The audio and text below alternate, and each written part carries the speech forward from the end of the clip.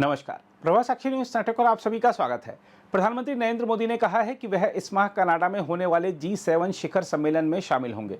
हम आपको बता दें कि कनाडा के प्रधानमंत्री मार्क कार्नी ने पहली बार टेलीफोन पर हुई बातचीत में प्रधानमंत्री मोदी को इस शिखर सम्मेलन के लिए निमंत्रण दिया। भारतीय विदेश मंत्रालय ने कहा है कि मोदी और कार्नी ने भारत और कनाडा के बीच दोनों देशों के लोगों के बीच गहरे आपसी संबंधों को स्वीकार किया और परस्पर सम्मान और साझा हितों के आधार पर नए जोश के साथ मिलकर काम करने की अपनी प्रतिबद्धता की पुष्टि की। विदेश मंत्रालय ने कहा है कि मोदी ने कहा कि वह शिखर सम्मेलन में उनकी मुलाकात के लिए उत्सुक हैं। हम आपको बता दें कि यह शिखर सम्मेलन 15 से 17 जून तक कनाडा के अल्बर्टा प्रांत में आयोजित किया जाएगा। ऐसा समझा जाता है कि फोन पर बातचीत की पहल कनाडा की ओर से की गई थी। हम आपको बता दें कि G7 शिखर सम्मेलन के संपर्क सत्र में शामिल होने के लिए मोदी को कार्नी से मिला निमंत्रण इस बात का संकेत है कि ओटावा एक खालिस्तानी आतंकवादी की हत्या के बाद नई दिल्ली के साथ द्विपक्षीय संबंधों में आए तनाव को दूर करने का इच्छुक है। मोदी ने सोशल मीडिया पोस्ट में कहा है कि कनाडा के प्रधानमंत्री मार्क कार्नी से फोन पर बात करके खुशी हुई। मैंने उन्हें कनाडा में हाल ही में हुए चुनाव में मिली जीत के लिए बधाई दी और इस महीने कनाडास्किस में होने वाले G7 शिखर सम्मेलन में आमंत्रित करने के लिए धन्यवाद दिया। उन्होंने कहा, लोगों के बीच गहरे संबंधों से जुड़े दो जीवंत लोकतंत्रों के रूप में भारत और कनाडा आपसी सम्मान और साझा हितों के मार्गदर्शन में नए उत्साह के साथ मिलकर काम करेंगे। शिखर सम्मेलन में हमारी मुलाकात को लेकर उत्सुक हूं। उधर कनाडा की ओर से जारी एक बयान के मुताबिक मोदी और कार्नी ने कनाडा और भारत के बीच दीर्घकालिक रिश्तों पर चर्चा की, जिसमें दोनों देशों के लोगों के बीच गहरे संबंध और महत्वपूर्ण वाणिज्यिक संपर्क शामिल हैं। बयान में कहा गया है कि महत्वपूर्ण बात यह है कि दोनों नेताओं में कानून प्रवर्तन वार्ता और सुरक्षा चिंताओं पर चर्चा जारी रखने पर सहमति बनी। इसमें कहा गया है कि कार्नी ने मोदी को अल्बर्टा के कनाडास्किस में आयोजित होने वाले G7 शिखर सम्मेलन में शिरकत के लिए आमंत्रित किया। बयान के अनुसार प्रधानमंत्री कार्नी और प्रधानमंत्री मोदी ने संपर्क में बने रहने पर सहमति जताई और इस महीने के अंत में होने वाले G7 शिखर सम्मेलन में मुलाकात को लेकर उत्सुकता व्यक्त की। हम आपको बता दें कि मोदी को निमंत्रण में देरी से G7 शिखर सम्मेलन में उनकी भागीदारी को लेकर अटकलें लगाई जाने लगी थी। कार्नी के पूर्ववर्ती जस्टिन ट्रूडो की सरकार के दौरान भारत और कनाडा के बीच 2023 में कई मुद्दों को लेकर संबंधों में खटास आ गई थी, जिनमें देश में खालिस्तानी अलगाववादियों की गतिविधियां भी शामिल थी। ट्रूडो ने खालिस्तानी कट्टरपंथी हरदीप सिंह निज्जर की हत्या में भारत की संभावित संलिप्तता का आरोप लगाया था। हम आपको याद दिला दें कि भारत ने पिछले साल अक्टूबर में ओटावा से अपने उच्चायुक्त और 5 अन्य राजनयिकों को वापस बुला लिया था, जब कनाडा ने उन्हें निज्जर मामले से जोड़ने का प्रयास किया था। भारत ने कनाडा के 6 राजनयिकों को भी निष्कासित कर दिया था। हालांकि इस साल अप्रैल में संसदीय चुनाव में लिबरल पार्टी के नेता कार्नी की जीत के बाद दोनों देशों के संबंधों के फिर से सुधार होने की उम्मीद जगी। पिछले कुछ महीनों में भारत और कनाडा के सुरक्षा अधिकारियों के बीच फिर से संपर्क शुरू हुआ है तथा दोनों पक्ष एक दूसरे के यहाँ नए उच्चायुक्तों की नियुक्ति की संभावना पर विचार कर रहे हैं। भारत ने ट्रूडो सरकार पर कनाडा की धरती से खालिस्तानी समर्थक तत्वों को गतिविधियां चलाने की अनुमति देने का आरोप लगाया था। हम आपको बता दें कि प्रधानमंत्री इस समूह के पिछले सभी 5 शिखर सम्मेलनों में शिरकत कर चुके हैं।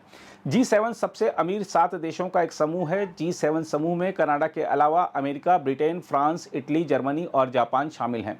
मौजूदा समय में G7 की अध्यक्षता कनाडा के पास है। वह समूह के अध्यक्ष के रूप में शिखर सम्मेलन की मेजबानी कर रहा है। शिखर सम्मेलन में रूस यूक्रेन युद्ध और पश्चिम एशिया की स्थिति सहित विभिन्न वैश्विक चुनौतियों पर विचार विमर्श होने की संभावना है।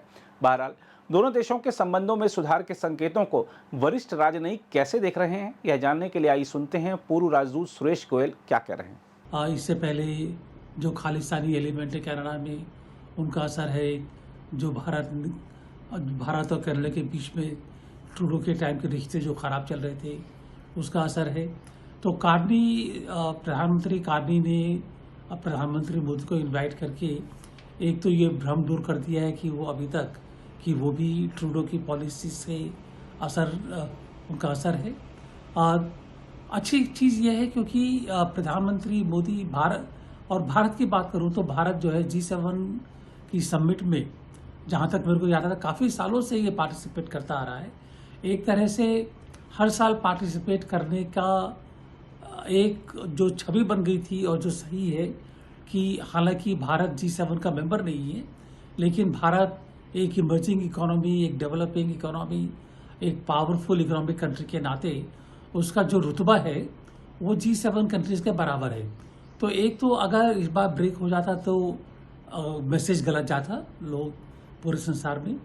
और हमारे लिए ये अच्छा इसलिए भी है कि ऑपरेशन सिंदूर के 1 महीने के बाद ही जब प्रधानमंत्री मोदी जो विश्व के कुछ काफ़ी शक्तिशाली देशों से, जैसे जिसमें अमेरिका है, उससे मिलेंगे, फ्रांस, यूके, उनसे मिलेंगे, वहाँ पर मुलाकात होगी।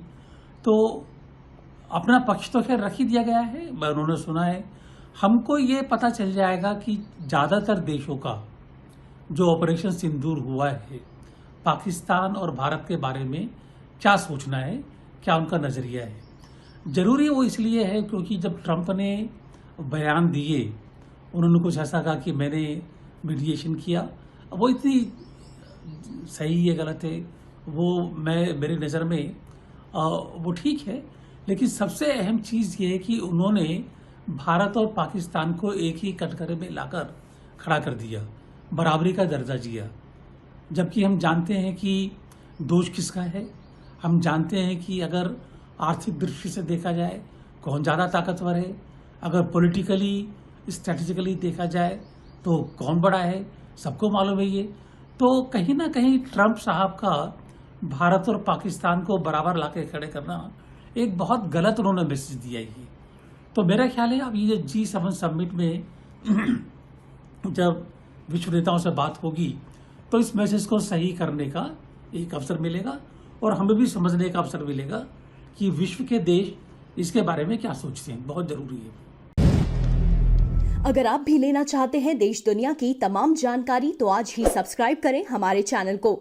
साथ ही नीचे दिए बेल आइकन को जरूर दबाएं ताकि हर अपडेट आप तक पहुंच सके।